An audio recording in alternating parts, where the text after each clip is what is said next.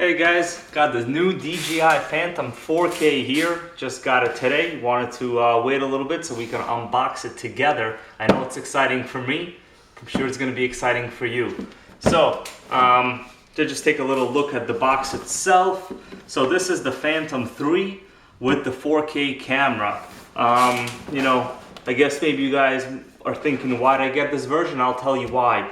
Out of the ones for the Phantom 3, the models that are available right now, you have the standard, then you have the 4K, you have the advanced, and you have the professional.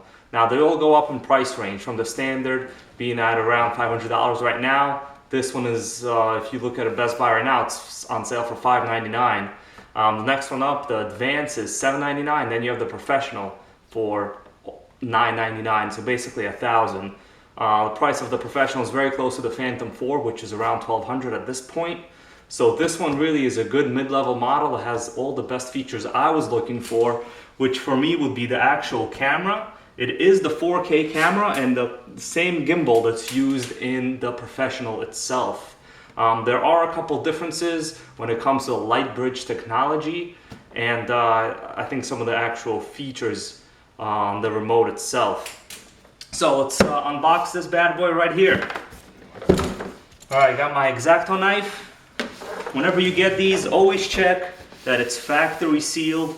This one I can tell it's nicely factory sealed.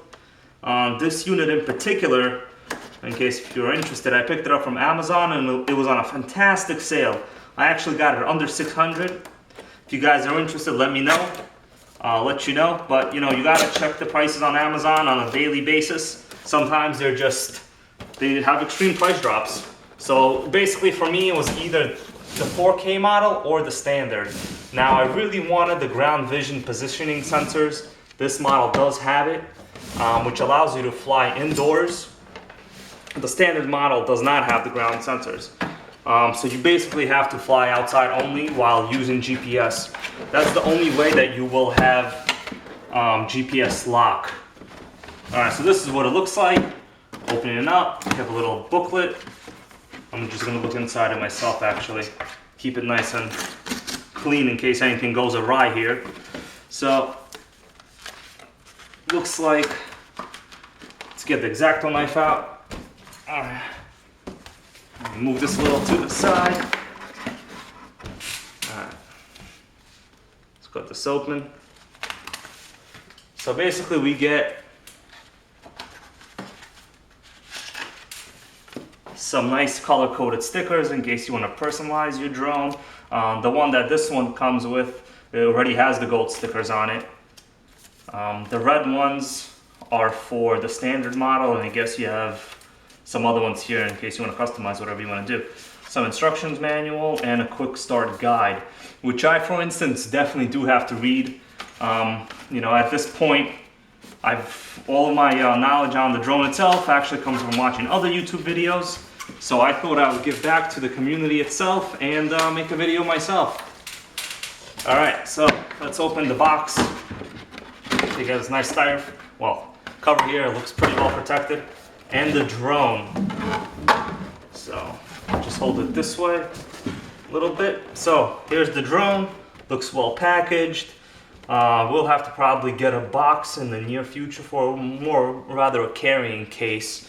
I'm probably just going to use this for the time being, so we'll just carefully take this out of here. Alright, so got the drone. I'm going to set the other stuff here aside for now, and I'll just take out the rest of the equipment. And then we'll just discuss it as it is here on the table. Alright, so just gonna lay it out here. We'll go in a certain order. Alright, so the gimbal protector looks like it fell off, and the gimbal looks fine. I'm just gonna leave it like that. Nothing's really bothering it. I'll put it back later, so this kind of as they're shipped. You could get a separate camera gimbal protector, but we'll just leave it. It looks okay. There's a clear plastic lens cover on the camera here. I can see seems to be swiveling just well. There's the actual gimbal. You could see I'm moving it. So this basically is used to eliminate any of the minor vibrations when the Phantom is in the air. So basically this model right here, what else is really interesting about this one compared to, let's say, a standard, is the remote is completely different. So this model does use Wi-Fi, as does the standard, which, as you know, it's limited in range compared to Lightbridge technology. So as per DJI's website, this model on the Wi-Fi band itself has a 1.2 kilometer range, opposed to the standard's range of 1 kilometer. Probably will never even hit half of that range, to be honest with you. But it's nice to know that you do have the possibility. You also have this really nice let's see how you open this, extended holder, which from what I understand could hold a device up to 7 inches. I think it's taped in here, so we're not gonna, yeah, it's shrink wrapped on the outside, so we're not gonna do this right now. I'm just gonna do it later on my own free time. But the standard model, you could only put in, I think, a phone up to about a 4-inch or something like that. You basically cannot use the iPad mini, which for me, I'm gonna be using the iPad mini 2 with the Retina display on this device. So the actual device holder is the same as the DJI Inspire and the same as on the advanced and the professional models. So for me, that was a big thing. You could always upgrade to this holder if you do have the standard, but it is going to cost you around $15–20. So you could, you could do that, but really just you can keep it like as it is. What else? The remote itself. The remote is nicer than the standard model. Why do I say that? Let me take off some of this packaging here, and we'll discuss that. Let me be very neat. So the remote that's included with the standard, it's basically the same remote that was included in the Phantom 2 series, meaning a lot of the buttons are from an older generation Phantom. So which buttons specifically, I'll tell you guys right now. So once I get this off, well, it's gonna look a little bad in the footage here. All right.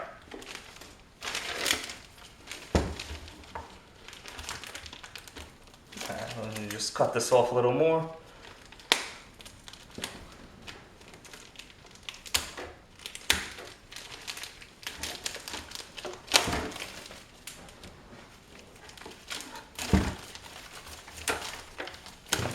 All right, so the remote itself has a good amount of weight. From what I heard, the advanced and the professional feels a little bit heavier in your hand.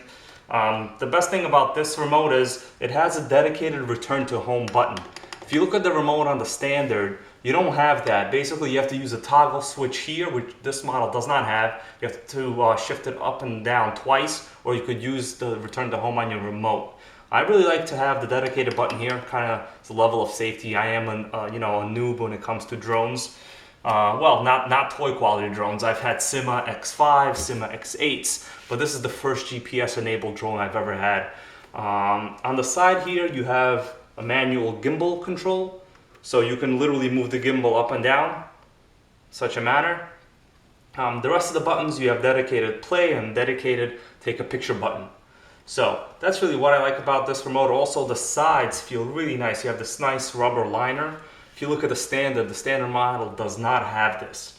In case you're wondering, well, should I get this model, the 4K, and be limited with the Wi-Fi range, or should you, step up to the advanced? Keep in mind, the advanced only has a 2.7K camera. The model, this particular one, 4K. So this is as high as you get. This is actually the same camera that's on the Phantom 4. So you're not missing out when it comes to video quality in any way. To me, that was very important. Because I didn't particularly buy this model to fly it in sport mode all day long. It is slower than the Phantom 4, but you will get really good cinematics with this video, and that's what you're looking for. You will get it.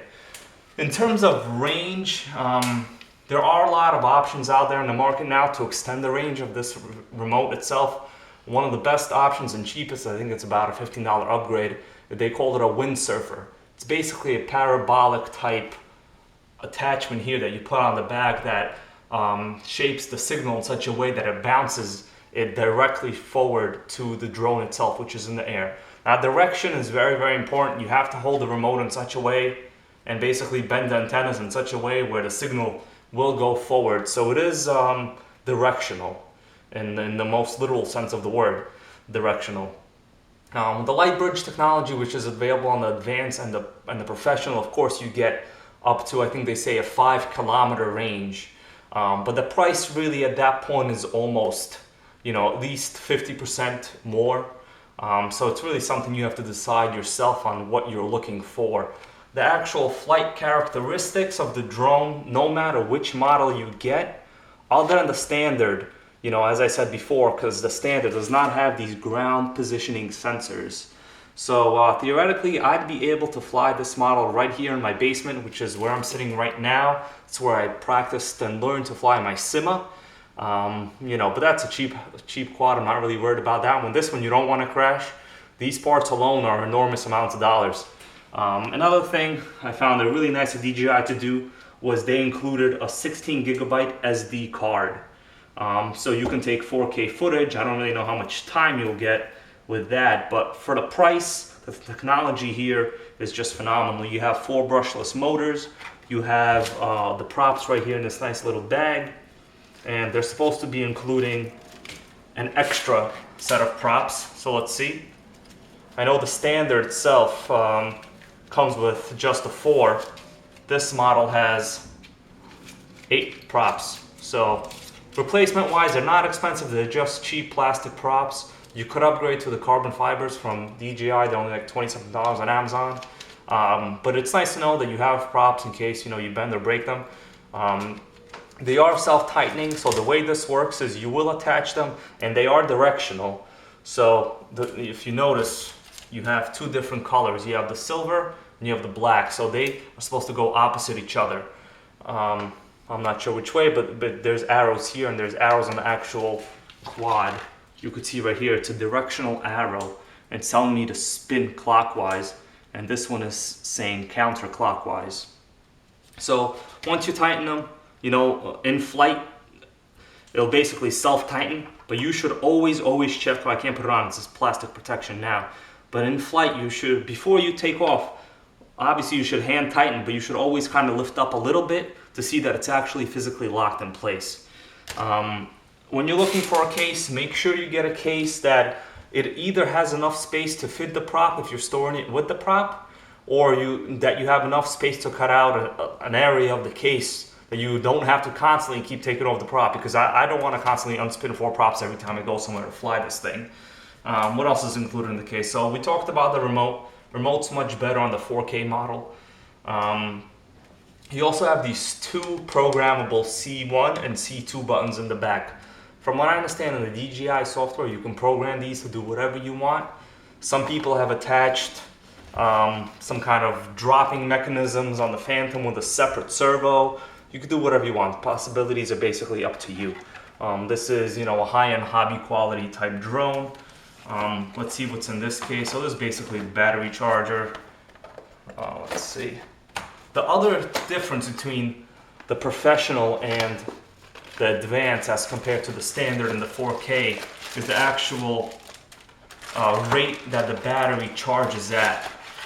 This one charges at, I think, 50 something watts, while the professional and advanced charge at 100 watts. So you will have a faster battery to charge time, but in reality, at most, your battery will be definitely charged in 2 hours. So with this system here, you could charge both the remote and the drone at once. You just plug this in, normal US plug. I'm not going to open this right now. It's a regular plug adapter. What else do you have? The charge time for me, really not that big of a deal. I probably will never fly more than 1 battery pack at a time. In fact, I didn't even purchase a second battery. These things are expensive. They're like $130 to $40 for the battery alone. In comparison, when you're buying the whole drone for, let's say, $500 to $600, that's, that could be a quarter of the actual drone's value. That's kind of extreme, in my opinion. Let's see what's here. So here we have some accessories. I think one of it is supposed to be some kind of tool, and some spare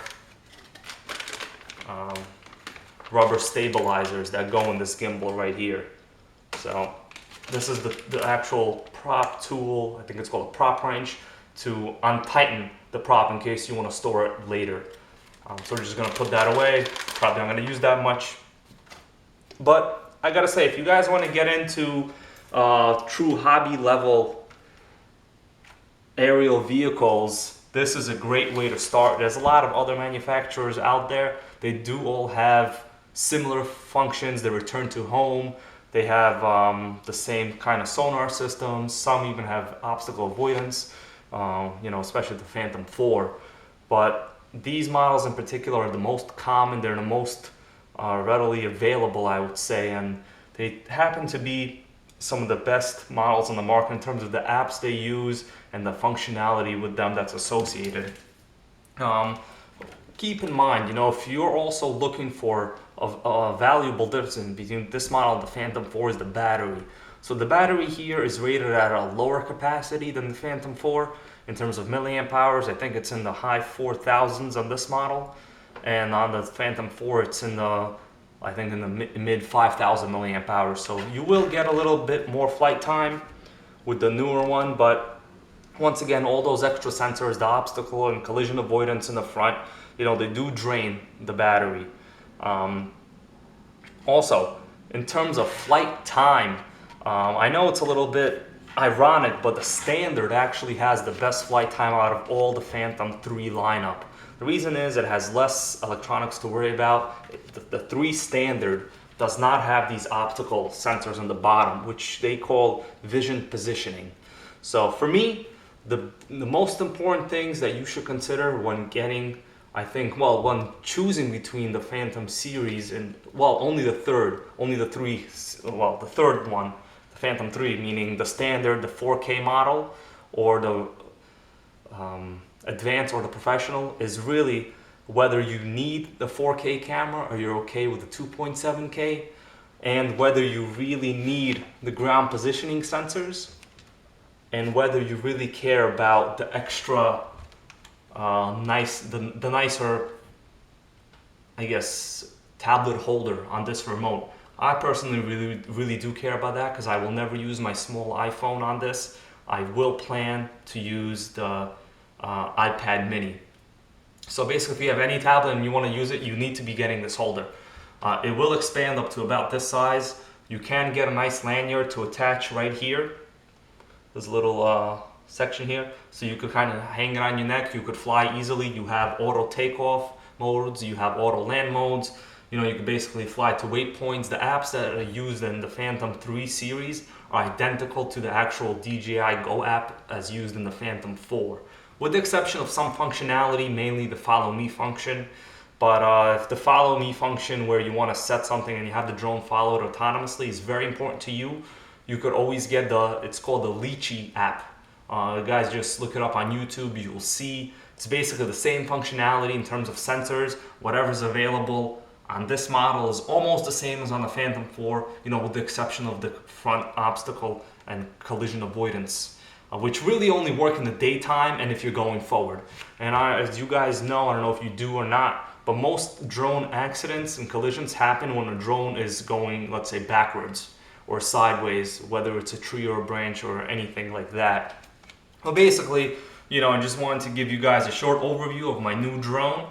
Please feel free to ask me any questions, why I made this decision, and I would love to help all of you guys decide the drone that you're looking for. Right now is a great time to buy this one. The Phantom 3 lineup, all of the models included, especially the 4K and the standard, are just really good entry-level drones for the price you can get it at. They all basically have the same type of running gear compared to the Phantom 4, which I think over $1,000 for such a hobby is a little extreme if you're not going to be using the footage for something professional.